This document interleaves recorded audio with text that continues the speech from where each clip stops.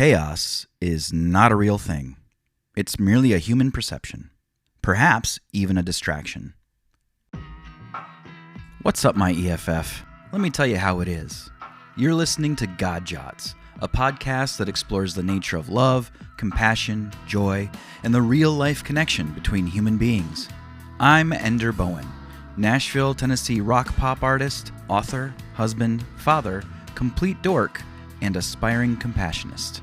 Sit back, relax, and be prepared to laugh, cry, maybe even shake your fist at the moon for some reason. March 2011.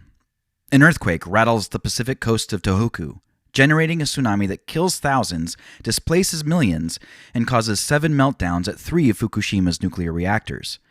The scene on the ground is considered one of complete chaos. April 2011. A super outbreak of 362 tornadoes rips through the southern, midwestern, and northeastern United States, causing millions of dollars of damage and killing 348 people. The question is asked, is this chaos as usual? November 2016. A wildfire breaks out in Gatlinburg, Tennessee, killing over a dozen and either destroying or damaging a countless number of buildings and structures. The mandatory evacuation declared during the overnight crisis is described as a scene of chaos. January 2017. My wife and I take in a foster dog, and as a result, all of the dogs in the house, including the foster, turn it up a notch and constantly pee on the floor. It gets to the point where we're cleaning up pee 3 or more times a day. On top of that, my daughter, who is potty training, decides to join in on the fun by refusing to tell us when she needs to pee, thus adding to the messes we have to clean up. It's only a matter of time before I find myself screaming, "I can't deal with this chaos." Chaos is what we call it when things seem to get out of control or unpredictable. Sometimes we attribute chaos to the things in life that don't make sense or that we can't otherwise give meaning to. It can be a term that we use to describe a catastrophic event that causes immense human casualties and suffering, or a trivial moment in time where we feel frustrated, stressed, and at the end of our rope. One argument that I've consistently heard against the existence of God is that if the world, and in fact the universe, is full of chaos, how can there possibly be a God? God is supposed to be an agent of order. Clearly, the world is not ordered. It's a mess. How could a God who is supposed to love infinitely and unconditionally allow such terrible and meaningless things to happen? And if God is supposed to bring personal order and sense to my life, then why do those I love disappear or die needlessly? Why am I constantly stressed, frazzled, and feel like I'm about to go crazy? Why can't I have any sense of order in my own life? How come these dogs are peeing on my floor? Why can't I hold a job? Why does some random person pull out in front of me and cause an accident that totals my car? Isn't God supposed to make all of this easier and meaningful, not random and chaotic?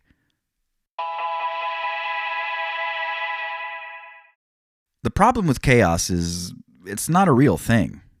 It's just something we perceive. An earthquake occurs and causes a tsunami that consequently kills thousands of people needlessly and destroys property in a way that seems random and haphazard. So, of course, we see this as completely chaotic and disorderly. The same with a super outbreak of tornadoes or a wildfire through an amusement town. War, famine, disease, all seen as chaos because there's no reason. There's no sense. And that's specifically why, even though it may seem insensitive, I included the trivial stress of cleaning up dog pee ad nauseum against the horrors of lost lives.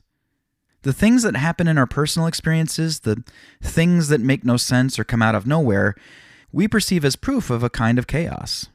But is that really what it is? We talk about chaos as, essentially, the things that happen unpredictably or without reason or sense. You could add without logic to that as well, but we seem to be missing the point that these concepts are human constructs. So, if what I've described previously doesn't truly represent the concept of chaos, what does? March 2011. An earthquake rattles the Pacific coast of Tohoku, generating a forest of grape trees in South Carolina. Most of the population of Italy giggles because it tickles a little bit. 3 people die, but that's because they're allergic to earthquakes. April 2011. A super outbreak of 362 tornadoes sit on a beach and have some margaritas. One of the tornadoes is a wicked golfer. 2 are reincarnated rock stars, but nobody knows which ones. Both which tornadoes and which rock stars. November 2016. A wildfire breaks out in Gatlinburg, Tennessee, allegedly over a disagreement regarding the taste of Prego pasta sauce. The citizens of Gatlinburg thought it tasted okay, whereas the fire could have done without it. Firefighters sword fight the fires to death and are immediately brought before a jury of talking McDonald's Big Mac wrappers to be tried for extinguishing. There's an outcry at the unfairness of the trial because it's all to get back at the firefighters for, and I quote, haphazardly crumpling up and throwing away some of the wrappers people wants. January 2017. My wife and I attempt to foster a dog, but he immediately banishes our own dogs to another dimension, pees on our floor, and turns it into Play-Doh, which our daughter obviously enjoys.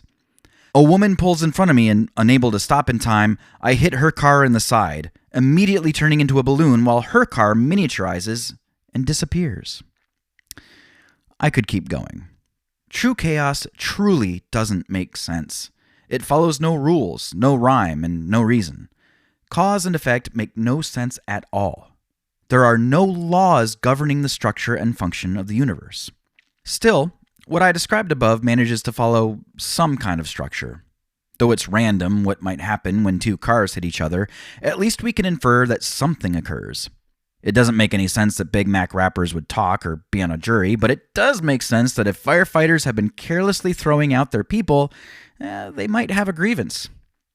Thus, chaos is a nearly impossible thing for the human mind to fathom. We've never truly seen it. But what we know, in fact what science has taught us, is that there is a very clear structure of law and order to the universe. We know what gravity is and what it does because it's always done what it does. We know how to build cars because the laws behind the engineering of a vehicle don't change. Sure, we can advance them and make better cars, but the laws governing that stay the same. There is a reason that earthquakes happen. It makes sense that an earthquake would cause a tsunami. There is a reason why a tsunami kills people and threatens the stability of a nuclear power plant. While we're fuzzy on some of the details, and that's just because we can't figure them out, not because those details are random, we know why tornadoes occur. We know how and why they can kill people and cause costly damage. Car accidents happen for a number of reasons, but they're limited to those reasons, whether they're human error or equipment failure or what have you. What seems chaotic to us is really the universe doing what it's supposed to do. It's behaving the way that the laws behind it tell it to behave. It is those laws, the constant of the structure and function of the universe, that tell us that there is something or someone far more intelligent than a human mind behind all of this. This is not chaos to him. This is purpose. While it is science's job to tell us how, it's the job of faith and spirituality to tell us why. Chaos is not a real thing. It's merely a human perception, perhaps even a distraction. And it is that very fact that tells us that there is something more, something with meaning and purpose.